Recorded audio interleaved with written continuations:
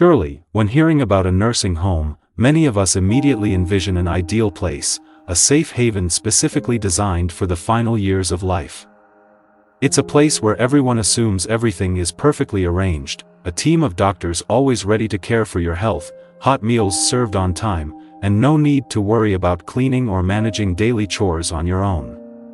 Beyond that, nursing homes are often promoted as a warm community where you can meet people of the same age, share stories of your youthful days, or simply sit together over a cup of tea, watching the sunset. That's the image society often paints, a rosy picture of tranquility where old age is no longer a burden but becomes a phase to look forward to. Who wouldn't want to live in such an environment, right? But then, have you ever wondered whether all of that is truly as advertised? Is that perfection the whole truth, or just a shiny surface hiding corners that no one talks about? I used to believe that a nursing home was the answer to all the challenges of aging, a convenient, safe, and reasonable solution. I thought it was a place where anyone could confidently entrust their loved ones, or even themselves, as time passed. But the truth, whether you choose to believe it or not, isn't as simple as those sweet promises. It's like a two-sided coin. The bright side is dazzling, but the dark side is cold and filled with surprises that no one prepares you for. I want to tell you the story of a dear friend of mine. Her name is Evelyn, and she has crossed the threshold of 80 with a long journey full of ups and downs. She's someone I've always admired, strong, wise, and rich in experience. Over the years, she has accumulated countless valuable lessons, stories that, each time I heard them, made me feel more mature. But then, on a quiet afternoon as we sat together with cups of tea that had gone cold, her voice suddenly dropped, and her eyes were tinged with sadness. She said to me, with a sincerity mixed with regret, "If there's one thing I regret most in my life, it's the decision to move into a nursing home." I was stunned. I had always thought it was the obvious choice for her, someone of advanced age needing care and support that her family couldn't always provide. But through her words, I realized that behind the doors of the nursing home, it wasn't just surface-level conveniences but an entirely different world, a place where profound losses of spirit, body, and even identity had changed her forever. She told me she wished someone had warned her before she signed that decision, not to stop her, but to help her see more clearly what she was about to face and to prepare her mentally for things that no promise could ever compensate for. And it was her story that made me wonder, how many of us are standing at a similar threshold, believing that a nursing home is the perfect escape, unaware that it might be the start of a series of regrets. Today, I want to share with you what I've learned from her, not to judge or completely dismiss the value of nursing homes, but to give you a more comprehensive and deeper perspective. Because once you step through that door, your life, or the life of someone you love, will never be the same. Join me in exploring the things I wish someone had told her, and perhaps you too, before it all began. And now, let's listen together to Evelyn's story about the regrets she felt after making this choice. Regret number 1, the loss of independence. When I first stepped through the doors of the nursing home, I had no idea that the deepest wound wouldn't come from the cold white walls, the faint smell of disinfectant in the air, or the hurried footsteps of the staff. The real shock came in a quiet moment when I realized that my control over my own life, something I had always taken for granted, had been stripped away without so much as a warning. Back in my little house, I lived with simple but meaningful routines. I decided when to wake up, maybe 6 a.m. to hear the birds chirping in the garden, or a bit later if I'd stayed up engrossed in a book the night before. I chose what I wanted to eat, a warm bowl of porridge with a sprinkle of homegrown green onions, or just a slice of bread with jam from a jar I kept tucked away in the cupboard. I could stroll around the neighborhood whenever I felt restless, sit in my old armchair with sunlight streaming through the window, or play a favorite song to keep the silence company. Those weren't just daily actions, they were how I defined myself, invisible threads tying me to the world and to myself. But when I arrived at the nursing home, everything changed abruptly and irresistibly. Time was no longer mine, it belonged to a rigid schedule set by people I didn't even know. Breakfast came at exactly 7 a.m., whether I was hungry or not, a bland tray of food I had no say in choosing. The lights in my room went out at 10 p.m., regardless of whether I wanted to stay up writing a few lines in my journal or simply gaze at the night sky through the tiny window. Want to step outside for some fresh air?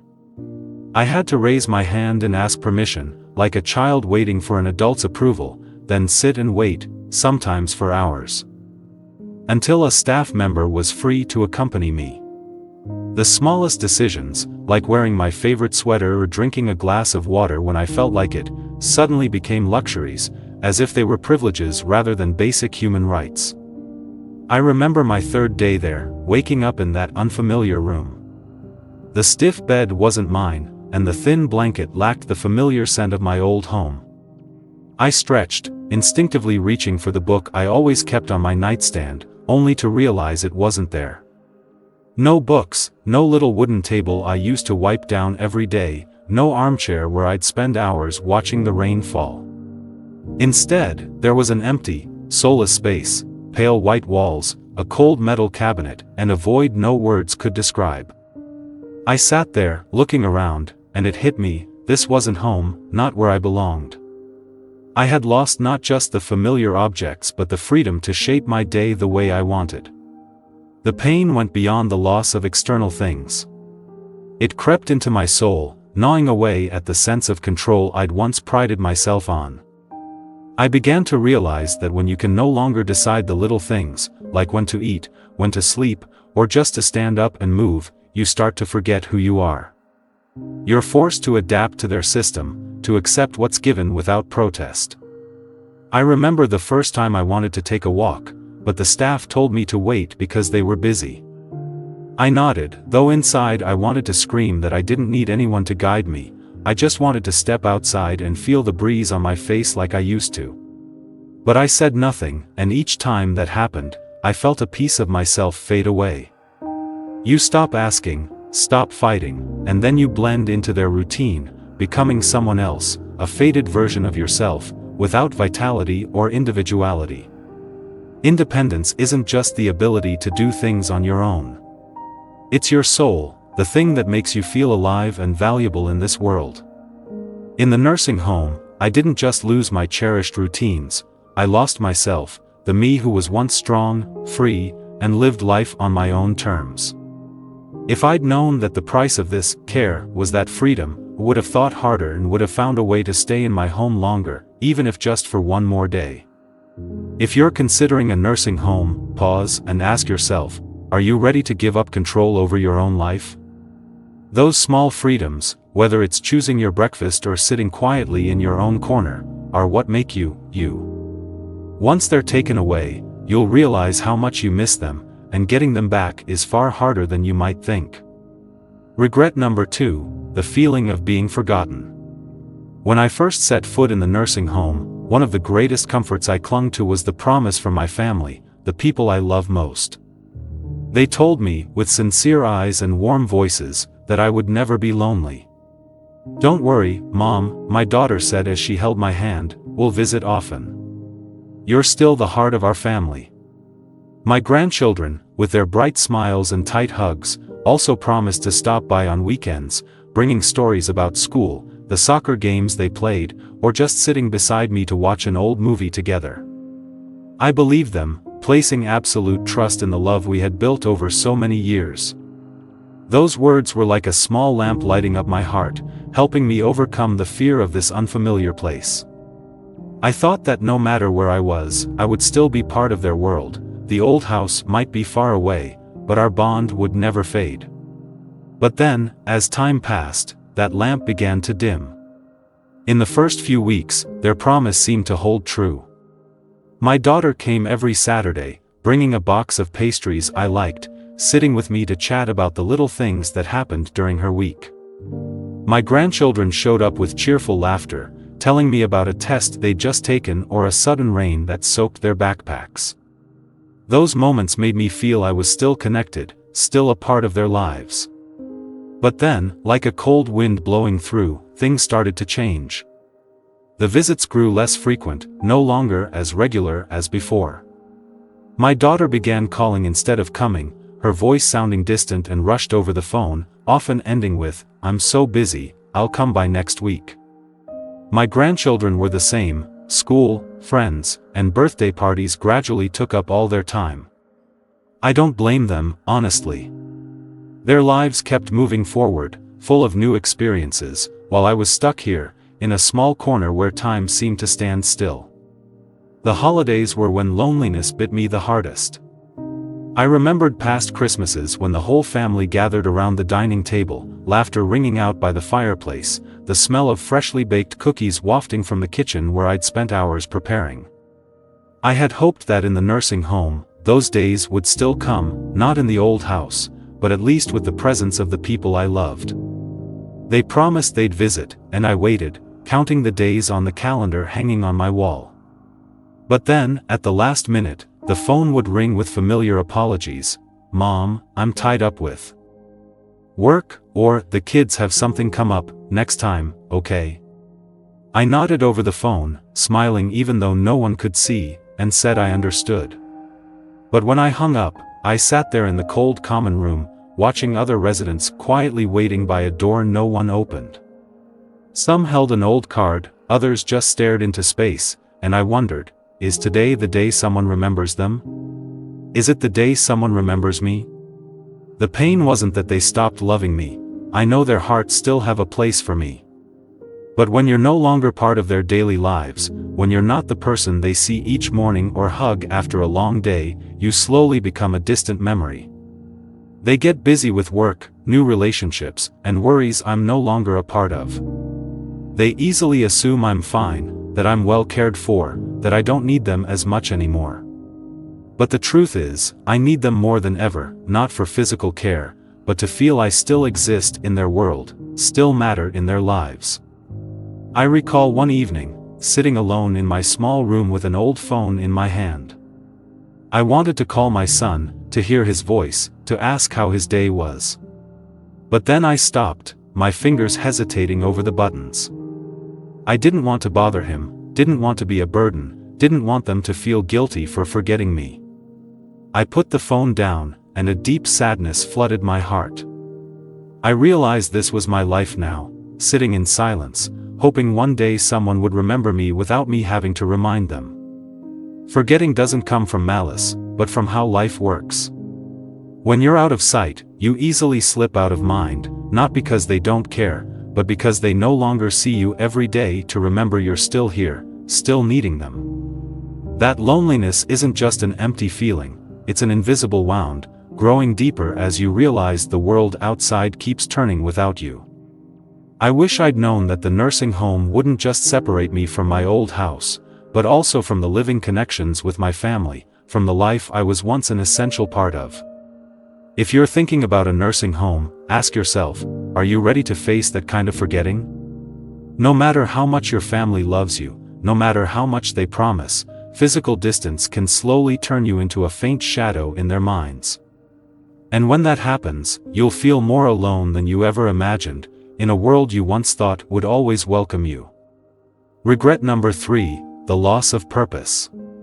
When I was still in my old house, life wasn't just a string of days passing by, it was a journey with meaning, woven together by small but sacred routines.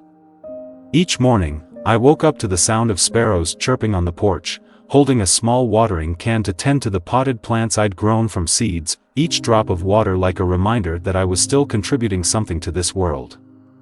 I loved brewing myself a cup of tea, standing in my little kitchen with the faint smell of old wood, picking a favorite mug just to feel the warmth spread through my hands.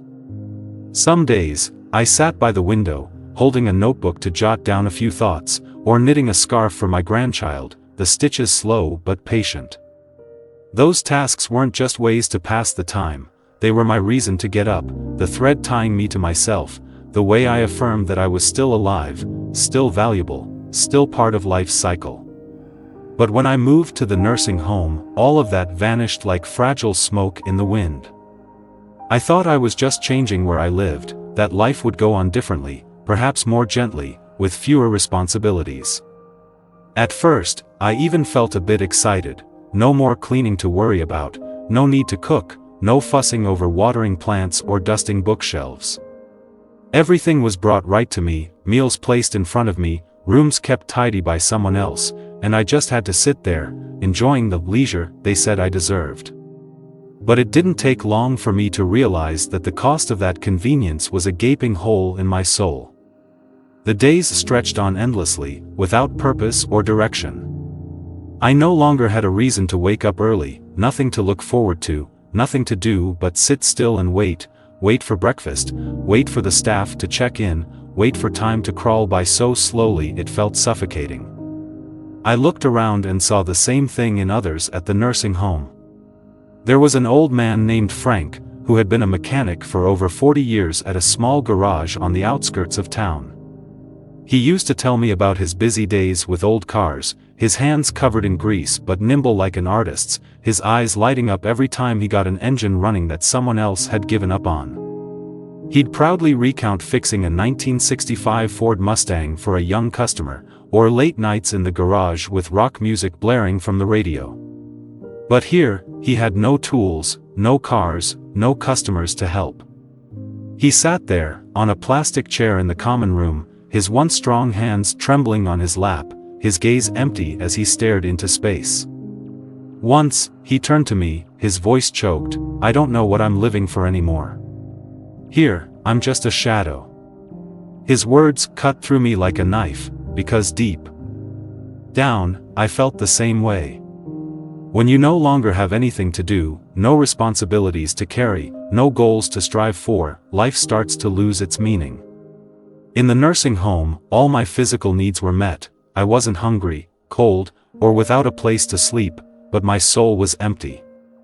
The days dragged on forever, with only the ticking clock and the sound of staff footsteps for company.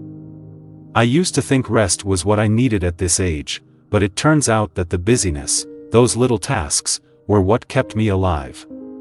Without them, I felt like an empty shell, my body still here, but my spirit slipping away.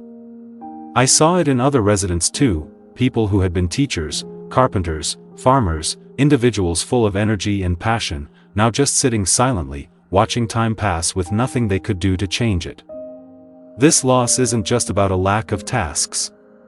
It's about how you see yourself, how you feel your worth in this world. When there's nothing left to care for, no one who needs you, no reason to get out of bed each morning, you start to ask, why do I exist?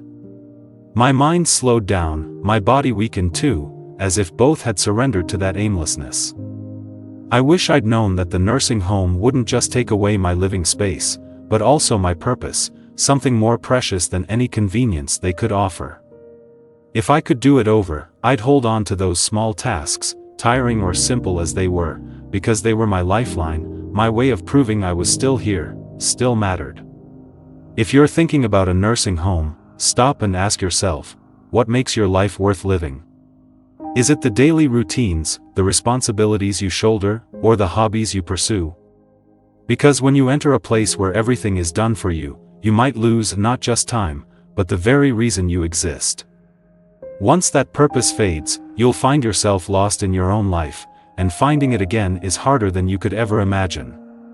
Regret number 4, health declines faster than you think. Before moving to the nursing home, I was always proud of my health, even though age had left its indelible marks. I wasn't as agile as I was in my youth, unable to run or lift heavy things, but I could still take care of myself. Every morning, I walked around the neighborhood, feeling the cool, fresh air fill my lungs, my steady legs carrying me along the familiar path I'd traveled thousands of times. I loved going to the market myself, picking out fresh vegetables and a few red apples, then carrying the bag home with a trickle of sweat rolling down my forehead, a satisfying feeling that's hard to describe. In the kitchen, I'd spend hours cooking simple meals, a fragrant plate of roasted chicken or a warm bowl of vegetable soup, humming old tunes as I worked. Those tasks weren't just habits, they were how I kept my body active, my hands nimble, my legs strong, and my mind alert. I believed that, despite my age, I could still live well and keep walking this journey on my own for a while longer. But when I arrived at the nursing home, everything changed faster than I could have imagined. At first, I thought it was a chance to rest, to let my body relax after years of hard work. No more standing in the kitchen, no more carrying heavy loads, no more walking in the sun or rain, everything was brought right to me. Meals appeared on the table without me lifting a finger, and if I needed anything, I just pressed a button for someone to help. I sat more, moved less, and told myself this was a well-deserved reward, that old age was the time to take it easy on myself. But then, after just a few weeks, I started noticing a difference, not the comfort I'd expected, but a quiet, steady weakening I couldn't stop. My legs, which once strode confidently along country roads, now stiffened every time I tried to stand up from a chair. I remember the first time I got up after an afternoon of watching TV in the common room, my knees creaked, and I had to grip the armrest to steady myself. My muscles, once firm from carrying grocery bags or moving small things around the house, shrank quickly, as if they were melting away beneath my thin skin. I didn't walk much anymore, didn't have to do anything for myself, and that very convenience silently stole the strength I'd maintained for years. I began needing help to walk downstairs and felt exhausted after just a few steps around the hallway. Standing up from a chair used to be effortless, but now it's a challenge that leaves me breathless with my heart racing. I wasn't the only one. I saw it in other residents too. People who arrived with a straight gait now leaned on canes, then wheelchairs, and eventually stayed in bed entirely. There was an old woman named Ellen, who used to tend her garden diligently in her backyard. She told me about days spent planting roses, digging soil, and pruning branches, her hands strong and her face glowing in the sunlight.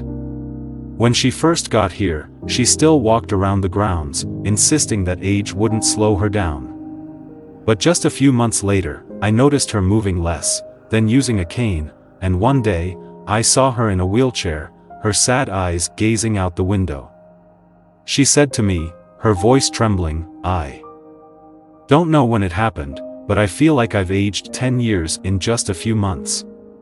And I understood, because I felt the same, not because of age, but because we'd stopped using our bodies. In the nursing home, everything is designed so you don't have to exert yourself. They call it care, but I see it more like a sweet trap. When you stop walking and stop doing little tasks for yourself, your body begins to betray you.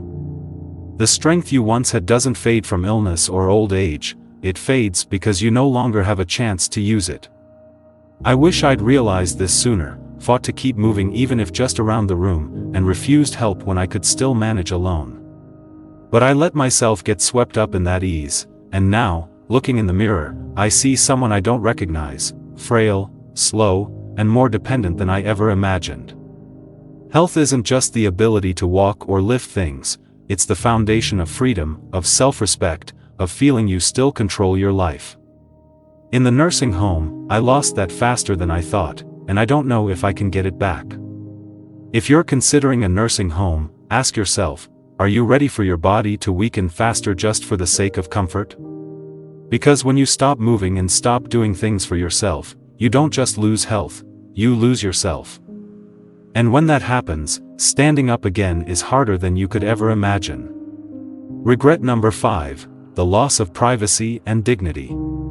When I lived in my old house, I had a space of my own, a little corner of the world I could call home. I loved the feeling of closing my bedroom door, sitting in silence with only the ticking of the clock and my own breathing for company. I could change clothes in the soft morning light, picking a warm sweater I liked, or stand in front of the mirror brushing my hair with no one watching. If I wanted, I'd sit by the window for hours with a book, letting my mind drift along the pages undisturbed. Even the most private moments, like bathing or lying in bed lost in thought, were mine alone, untouched and uninterrupted by anyone. It wasn't just privacy, it was how I preserved my dignity, how I affirmed that I was a person with boundaries and freedoms no one could cross. But when I moved to the nursing home, all of that vanished like a shattered dream. I didn't expect that privacy, something I'd taken for granted, would become a luxury I no longer owned. From the first day, I felt surrounded by the presence of others. Staff came in and out of my room without knocking, or if they did knock, they didn't wait for me to answer before entering. They checked my room on a schedule, sometimes rummaging through my things to clean without asking me. The common areas, where I had to eat, watch TV, or talk, were always filled with noise and the eyes of strangers. I no longer had a corner that was truly mine, no place to escape that invisible oversight. The most personal things, the ones I'd once done in freedom and comfort, now became strange and unsettling experiences. The first time I needed help to bathe, I stood there trembling in the small bathroom, feeling cold water run down my skin, unable to hide my embarrassment. The staff member was polite, but their presence made me feel exposed, not just physically, but emotionally. I used to bathe in my old bathroom, the sound of running water blending with my quiet humming, no one watching, no one judging. Now, I have to ask permission to shower, wait until they're free, and sometimes endure water that's too hot or too cold with no way to adjust it myself. Even changing clothes, an action so simple I never gave it much thought, became something I needed help with, each time chipping away a little more at my dignity. Then there was the matter of a roommate, something I hadn't anticipated. I had no say in who I'd share my space with, and though I was lucky to have a fairly kind roommate, not everyone was. I heard stories from others. One woman endured loud snoring every night from her roommate, unable to sleep despite her exhaustion. Another man spoke of his companion constantly dropping things, leaving the room a mess, even talking to himself until midnight. No matter how hard you try, that room is never truly yours. It's a shared, invaded space where you have no control. I once dreamed of a place I could command, but here, even the four walls around me don't belong to me. Dignity isn't just how others treat you, it's how you see yourself. In the nursing home, I started feeling small and fragile, no longer a complete person but just a name on a list, a patient to be managed.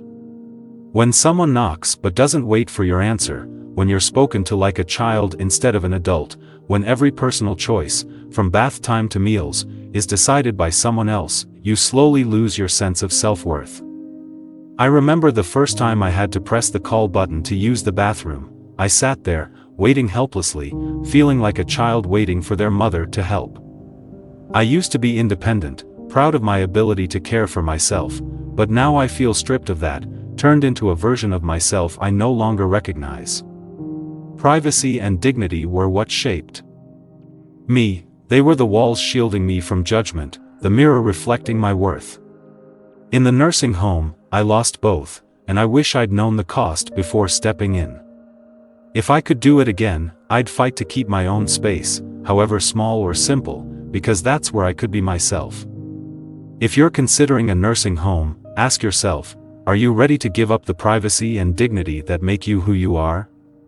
Because once they're gone, you'll feel emptier than ever, and reclaiming them is a long, hard journey.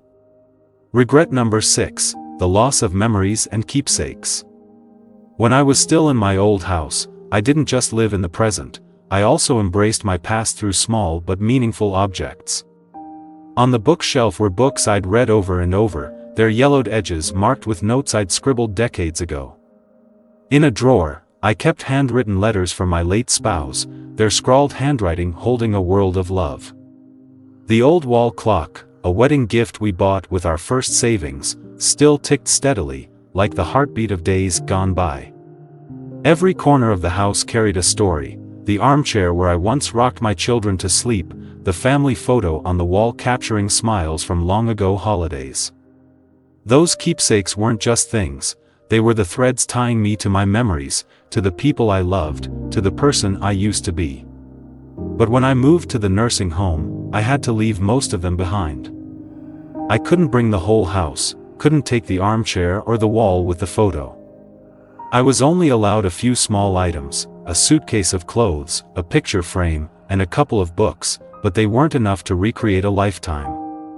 The rest was cleared out by my family, sold off, or stored somewhere I'd never see again. I remember the last time I stood in my house, watching boxes being packed away, feeling like a piece of my soul was being torn apart. When I got to the nursing home, my tiny room felt empty and unfamiliar. White walls, a single bed, a metal cabinet, no trace of me, no stories from my past.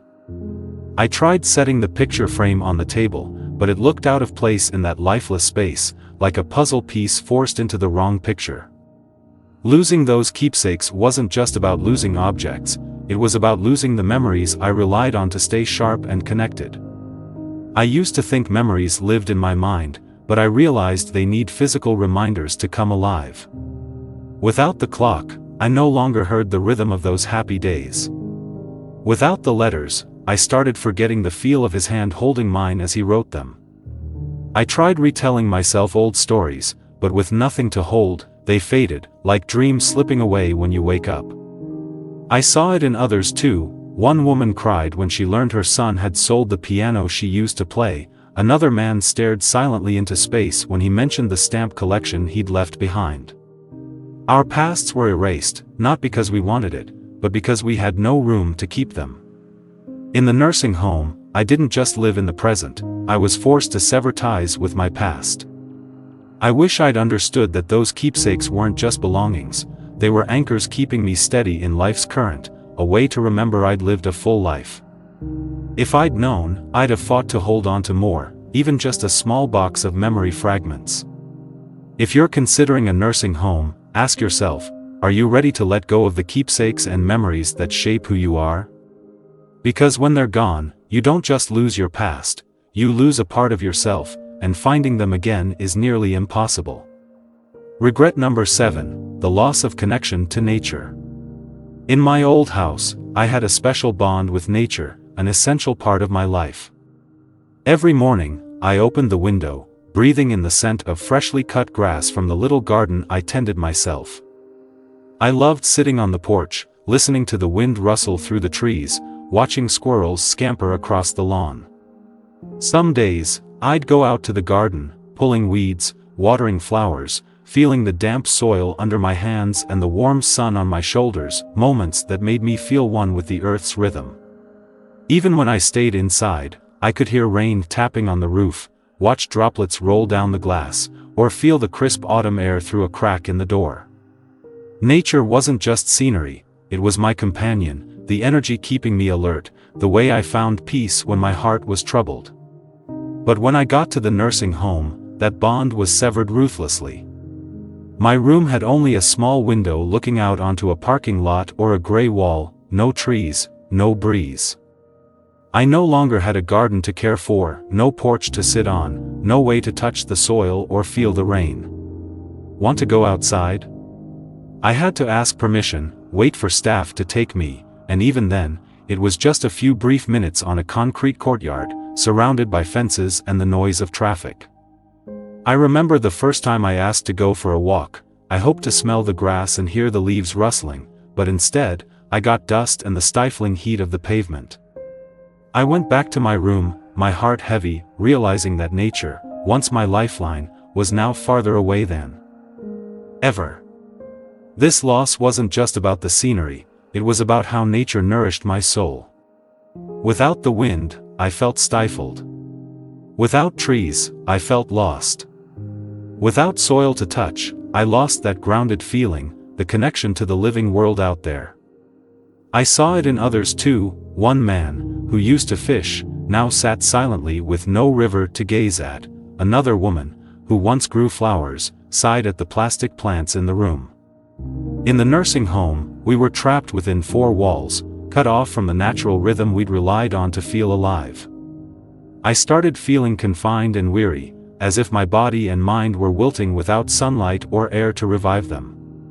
I wish I'd known that the nursing home wouldn't just separate me from my family or house, but also from nature, something I needed to stay balanced and healthy. If I had the chance, I'd stay where I could hear birds, smell flowers, touch the earth, even for just one more day. If you're considering a nursing home, ask yourself, are you ready to lose your connection to nature, the thing that nurtures your soul and body? Because when it's gone, you'll feel emptier and more stifled than you think, and nothing within those 4 walls can replace it. After listening to Evelyn's story, a journey filled with regrets she experienced in the nursing home, I realized that life isn't just what we see in front of us, but also the deeper values we might unknowingly lose. She didn't share her story to make me judge or turn away from the idea of nursing homes. she just wanted me, and perhaps you too, to understand that it's not a simple choice like picking a place to stay. It's a turning point that can change how you live, how you feel about yourself, and how you connect with the world around you.